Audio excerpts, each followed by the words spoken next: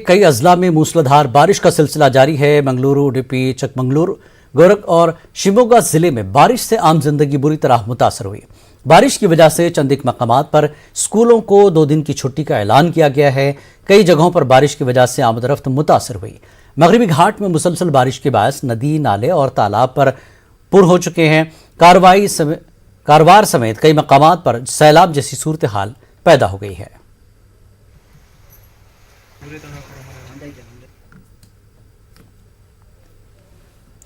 कर्नाटक के साबिक वजीर और कांग्रेस के एमएलए जमीर अहमद खान के घर और दफातर पर एसीबी ने आज छापे मारे। आमदनी से ज्यादा असासजात रखने के इल्जाम में एंटी करप्शन ब्यूरो ने कार्रवाई की है। एसीबी की कार्रवाई के खिलाफ जमीर अहमद खान के हामियों ने एहतजाज किया। बेंगलुरु के बम्बो बाजार में मौजूद जमीर अहमद खान की रिहायशगाह के बाहर बड़ी तादाद में कांग्रेस के कारकुनान जमा हुए और एहतजाज करने लगे। पुलिस ने कार्रवाई करते हुए एहतजाज करने वालों को मुंतशिर किया। जमीर अहमद खान के चाहने वालों ने कहा कि रियासत की बीजेपी हुकूमत ईडी और एसीबी का गलत इस्तेमाल कर रही है, कांग्रेस के लीडरों को निशाना बना रही है और अक़लियती लीडरों को कमजोर कर रही है। आज हमारे लीडर मेजर जमीर अहमद खान के ऊपर जो पहले भी रेड हुआ था और जानबूझकर रेड कराया, क्योंकि इतना लीडर जैसे कोई भी आगे बढ़ रहा करके बोल के एक बीजेपी और सेंट्रल गवर्नमेंट कांग्रेस और स्टेट गवर्नमेंट षड्यंत्र करके है कि हमारे लीडर को आज रेड कराने का एक षड्यंत्र किया है। ನಮ್ಮ ರಾಜ್ಯದ ಎಲ್ಲ ಧರ್ಮದ ನಾಯಕ ನಮ್ಮ ಬಡವರ ಬಂಧು ಜಮೀರಣ್ಣವರಿಗೆ ರಾಜಕೀಯ ದುರುದ್ದೇಶದಿಂದ ರಾಜಕೀಯವಾಗಿ ಇವತ್ತು ರಾಜ್ಯದ ಮತ್ತು ರಾಷ್ಟ್ರದ ಅಲ್ಪಸಂಖ್ಯಾತ ನಾಯಕ ಇವತ್ತು ಒಬ್ಬ ಅಲ್ಪಸಂಖ್ಯಾತ ನಾಯಕನ ರಾಜಕೀಯವಾಗಿ ಅವ್ರನ್ನ ಮಟ್ಟ ಮಾಡಬೇಕು, ರಾಜಕೀಯವಾಗಿ ಅವ್ರನ್ನ ತುಳಿಬೇಕು। ಇವತ್ತು ರಾಷ್ಟ್ರದಲ್ಲಿ ಮತ್ತು ರಾಜ್ಯದಲ್ಲಿ ಅನೇಕ ಕಾಂಗ್ರೆಸ್ ನಾಯಕರುಗಳಿಗೆ ಇವರು ಇಡಿ ಮುಖಾಂತರ, ಎಸಿಬಿ ಮುಖಾಂತರ, ರಾಜ್ಯಗಳಲ್ಲಿ ಎಸಿಬಿ ಮುಖಾಂತರ ಇವರು ಮನೆಗಳಿಗೆ ತಾಲೀನ ಮಾಡ್ತಾ ಇದ್ದಾರೆ। ಇದು ಯಾವ ಉದ್ದೇಶ ಇದು? कर्नाटक में असेंबली इंतखाबात सर पर हैं। गुलबर्गा में समाजी कारकुन यूनुस खान ने वोटर फहरिस्त में नामों के इंदराज और तस्हीह के लिए कैंप लगाया। इस 10 रोजा कैंप में नए वोटर कार्ड बनाने के अलावा करेक्शन भी किए जा रहे हैं और वोटर लिस्ट में नाम है या नहीं इसकी भी जांच की जा सकती है। हबीब फंक्शन हॉल में जारी इस कैंप से बड़ी तादाद में लोग फायदा उठा रहे हैं। वाज़ेह है कि आइंदा साल यानी साल 2023 को कर्नाटक में असेंबली इंतखाबात होने वाले हैं, लिहाजा वोट की अहमियत के सिलसिले में नौजवानों में बेदारी पैदा की जा रही है। आईडी कार्ड जो आपका जो डिलीट हो गया है, ये 18 साल के बच्चों का जो बनाना है, ये आने वाले दिनों में हमको बहुत सारे परेशानियों से गुजरना पड़ता है इलेक्शन के दौरान।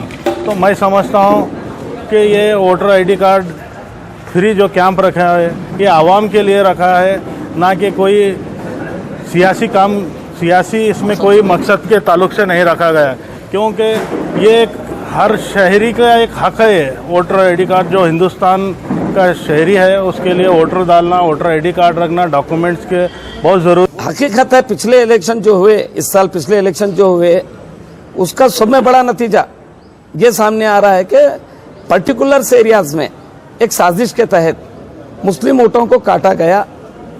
अब जैसा कि सरमद साहब बताए, एक वार्ड में अगर 100 वोट कट होते हैं एक पार्ट में, तो एक एमएलए के लिए 200 से ज्यादा पार्ट रहते हैं। 20,000 वोट ऐसे कट हो जा रहे हैं।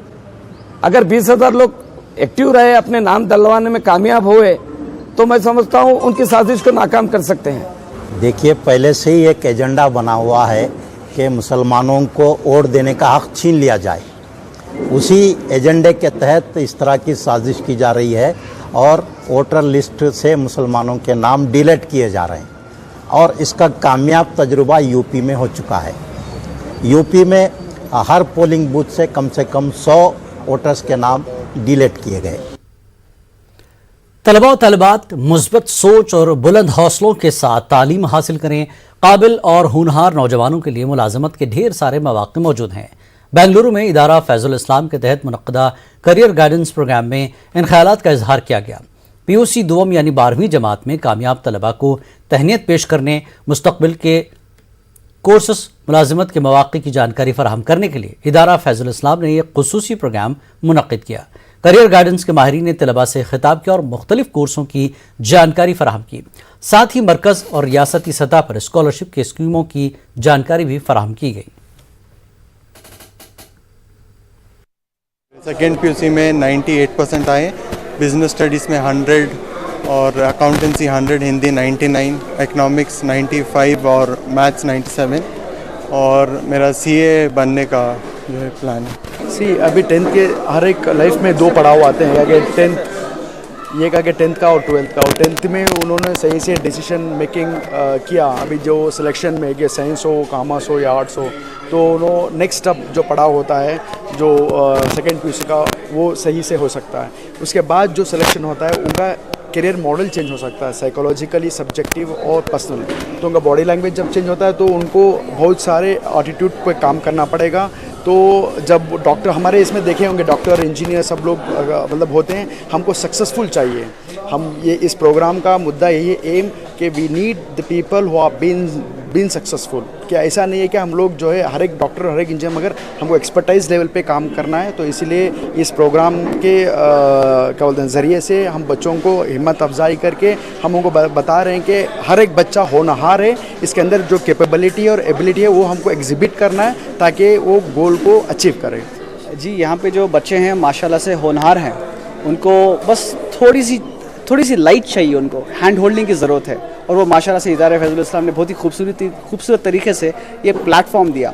आइंदा आते आते इंशाल्लाह हर 10th स्टैंडर्ड और 12th स्टैंडर्ड और डिग्री बच्चों के लिए बहुत ही बेहतरीन मौका रहेगा पूरे इंडिया में इंशाल्लाह। अगर ये हर एक इदारे में अगर कंटिन्यू हो सकता है तो माशाल्लाह से हमारी कौम की, हमारे इंडिया की तरक्की तो डेफिनेटली हो जाएगी। हमारा इदारे फैज़ुल इस्लाम है, यहाँ पे बस दीनी तालीम ही नहीं है, दुनियाई तालीम भी। हम पहले से भी जो भी हमने बुजुर्गार है, हमारे बुजुर्ग पहले से भी दीनी तालीम और दुनियाई तालीम दोनों पे जोर दे रहे हैं।